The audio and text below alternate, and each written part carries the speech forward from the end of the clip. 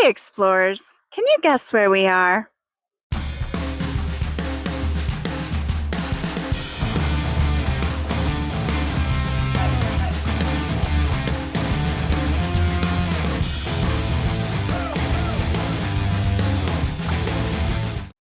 Did you guess it?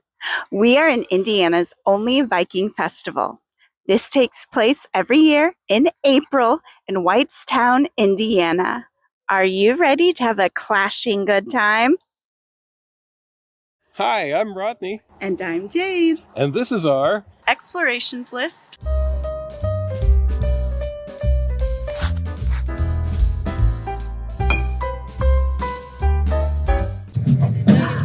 We are at Viking Fest.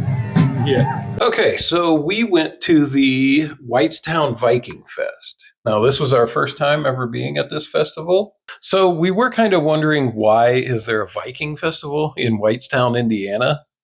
And the truth is, as far as I can find, there's not really a good reason.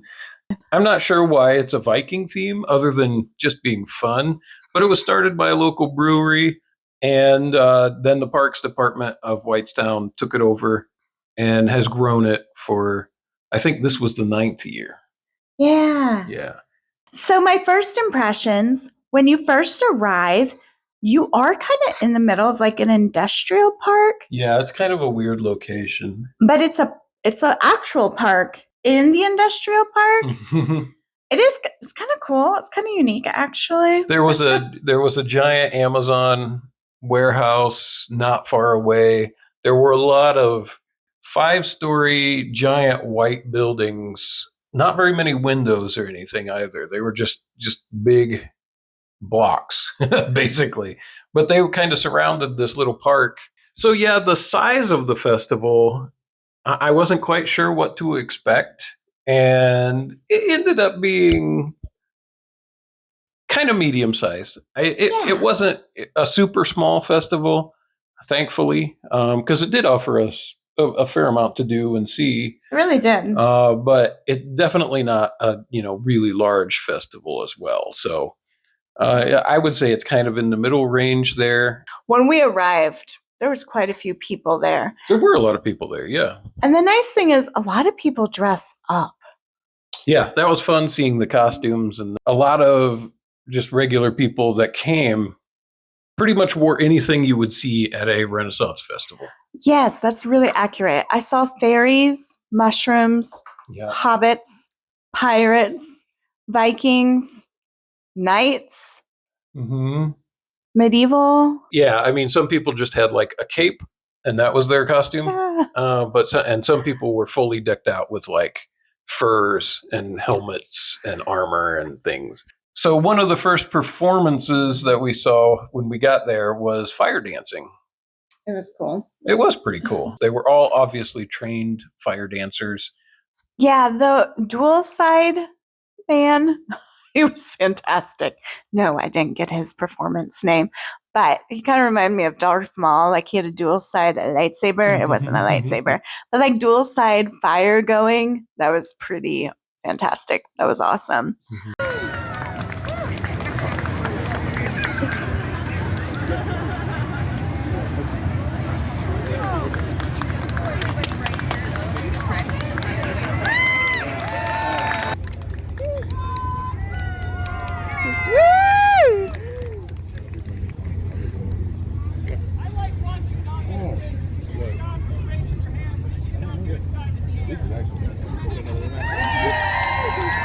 After the fire dancing, we took in the different shops and just walked around the different merchants and merchant tents that were there. We're just looking at the market stuff. Yep. Doing a little shopping. Are you shopping with us? There were actually quite a good arrangement and assortment of different merchants. The vendors, oh my gosh, they had a lot of cool handmade, awesome crafts that you could buy. It was very, very thought out. There was an olive oil tent, and we tried a little bit of olive oil. Yes, we did. Yeah, there were obviously costume vendors and different Viking. There was some woodworking there. There was jewelry as well that you could Mhm. buy. Definitely kind of like more costume cosplay type Yeah. items, which was cool. There were like Viking gear, like cups made out of stone, cups made out of wood, cups made out of that cow horn that was really cool. Mhm. There was a lot of cool like art, jewelry. Oh, some people were selling their books. Yeah, there was an author there selling books. Yeah. There was I think she was a leather worker, and she made like D&D journals or just interesting Yeah. journals that had interesting covers and things, fantasy inspired. Definitely, yeah, like fantasy inspired, medieval, Renaissance, Viking.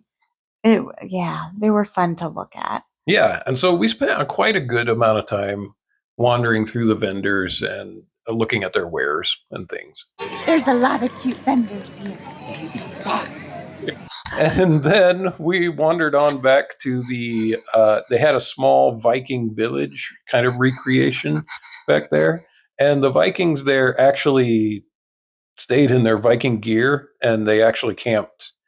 It was in a kind of a little forested area at the back of the park. And yeah, the Vikings there were actually camping.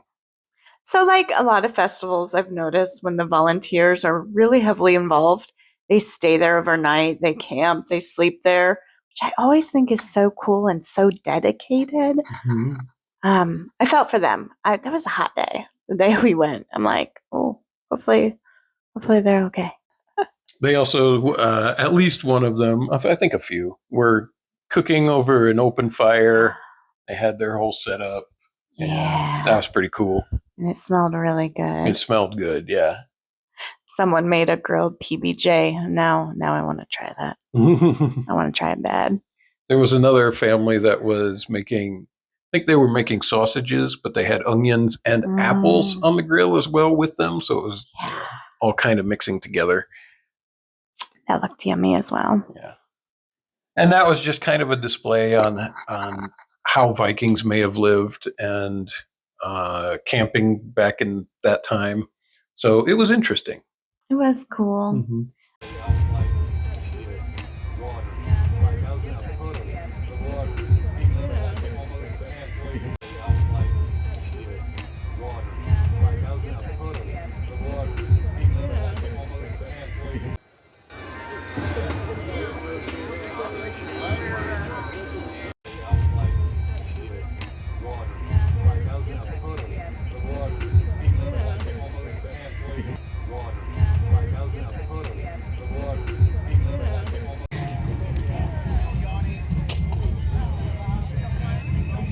And then I think after that's when we got to actually see the LARPing session, right? Yeah. Yeah.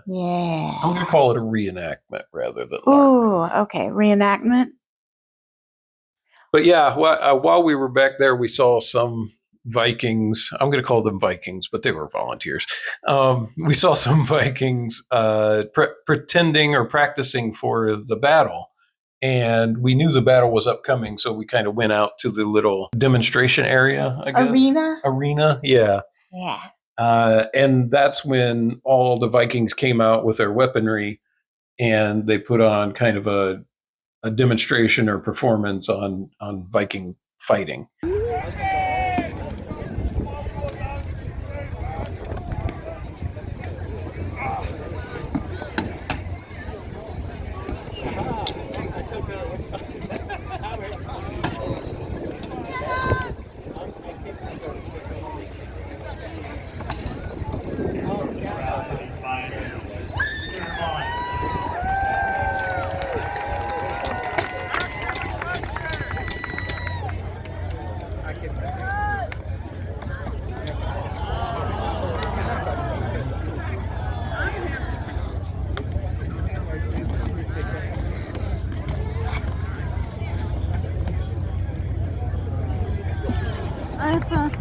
What I do think was cool with the reenactment activity, Yeah. is that they would do it by weapon. They started maybe with axes. Yeah. And then at one point they had a pole arm or pole axe. Yeah. And that they definitely had swords, like you say. Yeah. And maybe daggers or knives or something. Yeah. But it was cool that they would go weapon by weapon by Mhm. weapon by weapon. Oh, this guy.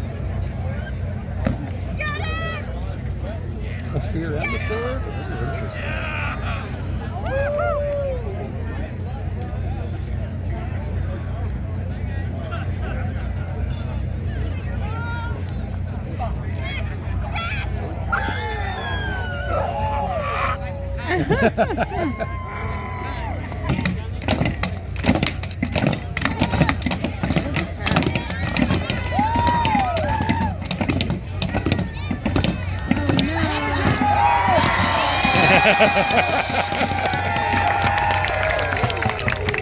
So we got, we did see multiple reenactors fighting with different weapons and things. There were some guys that were dual wielding, which was Yeah. kind of cool.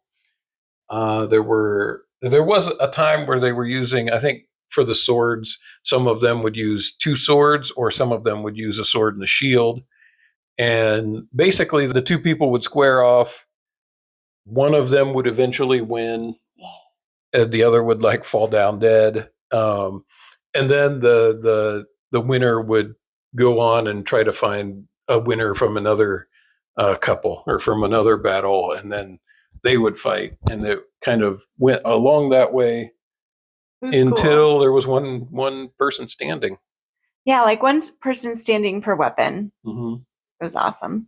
And then after that, after they like went through every weapon, they were on a bridge trying to take ground. So they set up these little circles in kind of a narrow formation on the ground, and so basically the circles told you where the bridge was, and then you weren't able or you weren't supposed to step outside the bridge, the bridge that they created.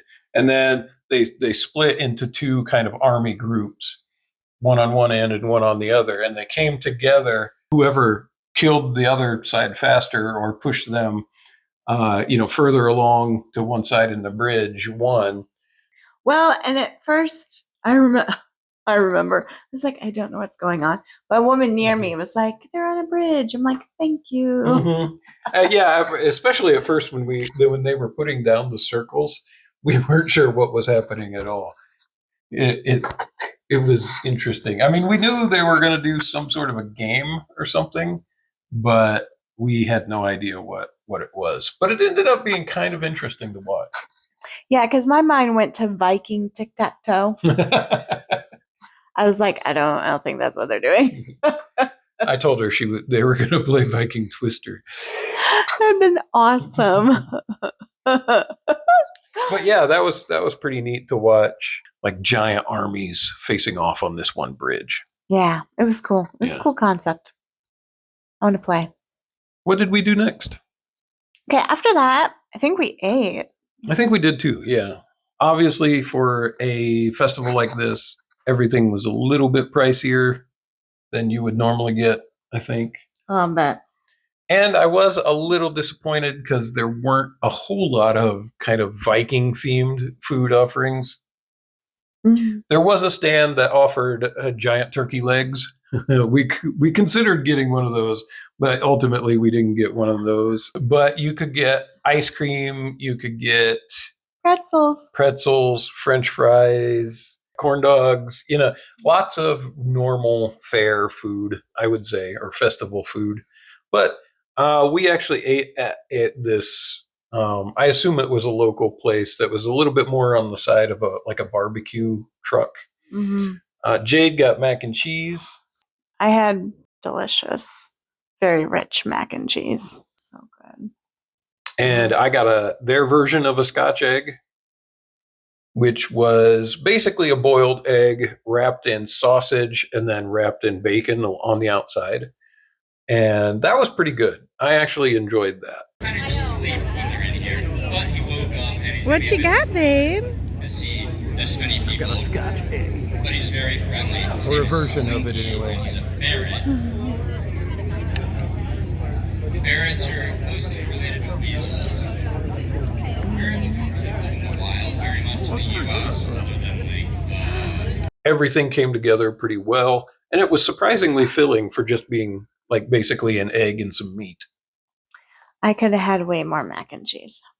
Yeah, the portions we found were a lot smaller than we were hoping or expecting. Right. It So that was a little bit disappointing, but my food was pretty good. was delicious. I'm just selfish and I wanted more. Yeah. Yeah. And then they did have kind of beer tents and areas where you could get alcohol. One of the main offerings, being a Viking festival, is they had a place that offered mead, and they had 3 different types of mead. We didn't try the mead flights either. We definitely thought about it, or I thought about it. Jade can't have them right now. I can't do it. But that was more of a Viking kind of festival food, and we saw a lot of people enjoying those. Oh my gosh. Yeah. I was jealous. I was like, enjoy that.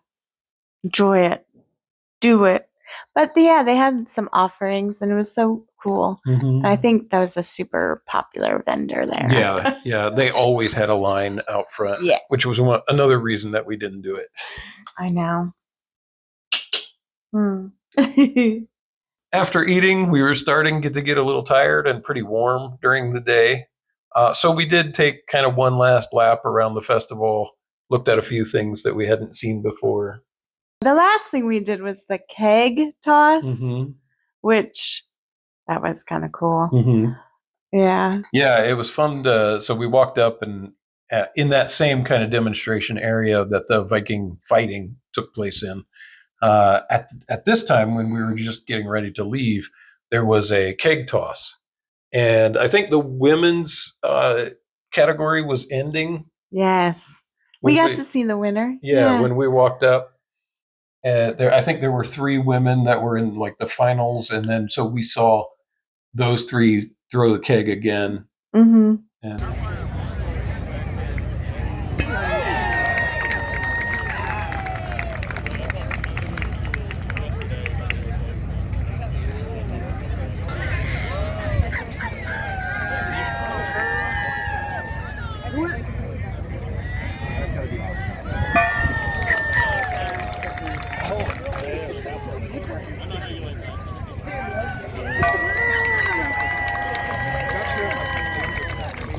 And then we got to see the beginning of the men's keg tossing.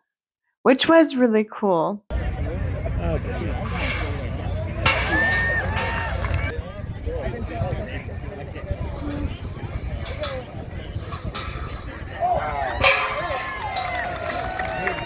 These were big kegs. Yeah, they were. You could tell they were fairly heavy. Yeah. It was definitely an enjoyable day for us. I think it was worth our visit. Oh my gosh. And, Yeah. we had fun going there. Okay, so this is how I'm going to rate it. Is it worth going? Yes. Will I go back again? Yes. Do I want to go back again and dress up? Also, yes. Yeah, I'd highly recommend it. Mm-hmm. Go try it. And if you found this little festival recap helpful, let us know and consider liking and subscribing to our channel.